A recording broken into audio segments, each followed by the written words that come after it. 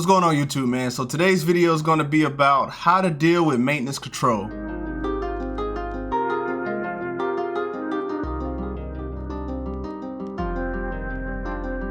Dude, it's ugly boy, dude, it's ugly boy, dude, it's ugly boy, dude, it's ugly boy beats. You know how we get to it, man. Straight to the point. So maintenance control could either be your best friend or your worst enemy. No in between. If I was you, I'll go ahead and develop a good relationship with the desk chief, well, desk senior chief, and then whoever's at the desk. A lot of the times, whoever's at the desk might not be the most experienced, so having a good relationship with the desk senior chief would be very helpful for you and your work center. Broaden your approach.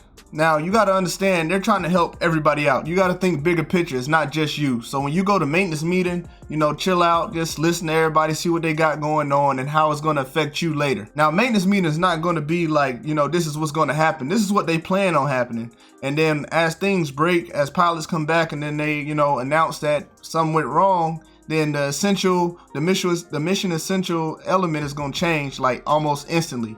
I remember when I was on the flight deck, we had to switch out loud 127s like on the fly, and then everybody be like, man, blah blah blah blah, I don't know if I'll be able to do it, I don't have enough bodies, I got people here, I got people there. At the end of the day, it's about getting the job done, especially when you're on that flight deck and you got a flight schedule to uphold. A lot of times people mess themselves up when they go to maintenance control because one, the person who's working the desk, like I said, might not be the most experienced person there. So they're already on 10, and if you go there on 10, you got two people on 10 just having to deal with each other, and then it's just an aggravating situation. And likely, when you go to maintenance control, you're not going to outrank the person at the desk. So what they say is probably going to be what goes, and then you have to go back to your shop all frustrated. So how do you prevent that? First, you got to go with a positive attitude. Secondly, you got to make sure that you got your shop behind you.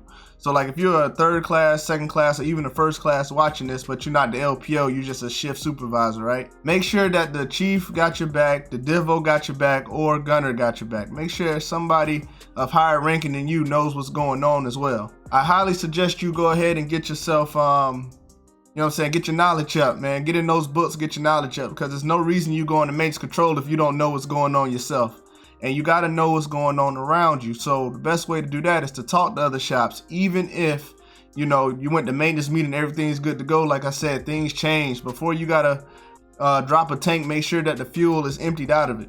My last advice is going to be, you got to know when to walk away. Know when you got the cards that's not in your favor and fold them. Fold them and get up out of there, because a lot of people get themselves in trouble and they sever like long relationships, like long-term relationships that you're going to be dealing with people maybe 2 to 5 years.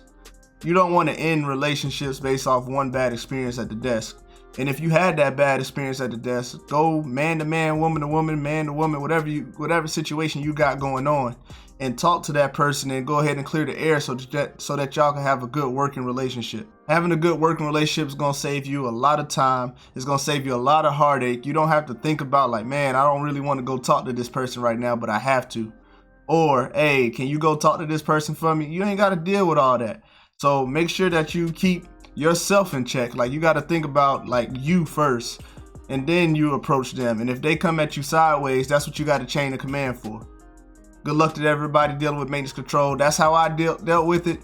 I knew when to fold it. I knew when to go get my chief. I know when to go get somebody else, because not everybody's going to take this information coming from your mouth as the truth. They rather hear it from somebody else. Sad but true. Peace.